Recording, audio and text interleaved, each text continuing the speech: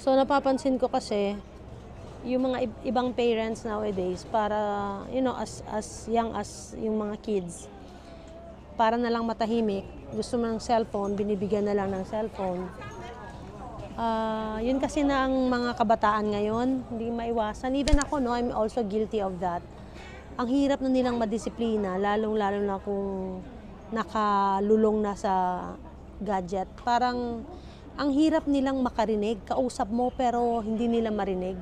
Yan ngayon yung mga obstacle or I would say challenges ng mga parents. Kasi siyempre gusto mong sabayan dahil para sabihin nilang nakakaintindi ka. But not to the extent na ang iba parang yung mga anak ng masunod para na lang hindi magtampo. In my household, I give tough love. I give tough love. It's my house, it's my policy. So, when you are the one earning your own money, you can decide. But as far as hindi pa at ikaw ay nasa poder ko, it's my policy.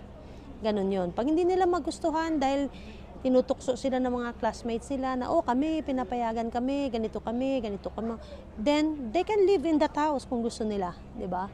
So sabihin ninyo, tough ako, masungit ako, or stricto ako. Because that's the only way na pwede kong ipakita sa anak ko that in this house, ako yung masunod, no?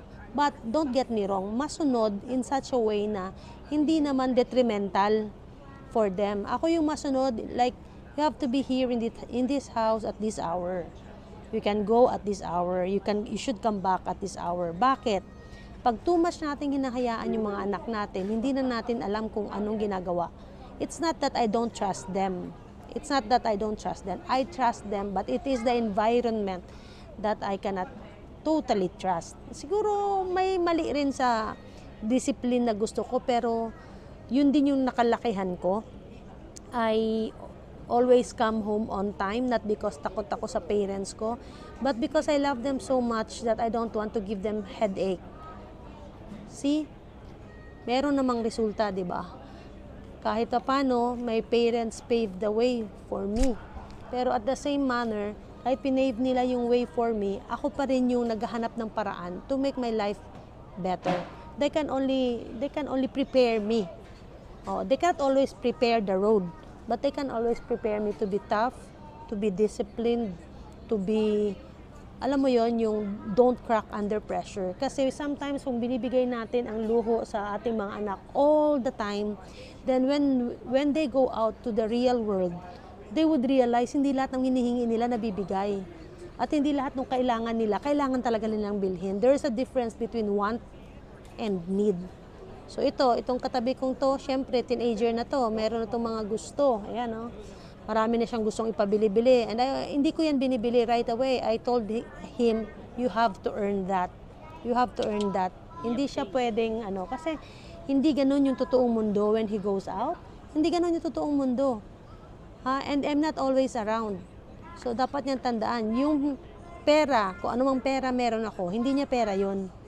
Nasa akin yun if I wanted to give it to him. Diba? Ganun lang yun.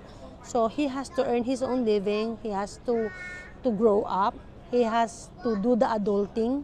So what I'm trying to do is preparing him to be tough, disciplined. Ewan ko lang kung anong ugali nito pag nasa school na. Diyan, magkakaalaman na tayo. So right now, I can only provide them what I can afford, the life na kaya ko. Maybe not a perfect life, but this is me.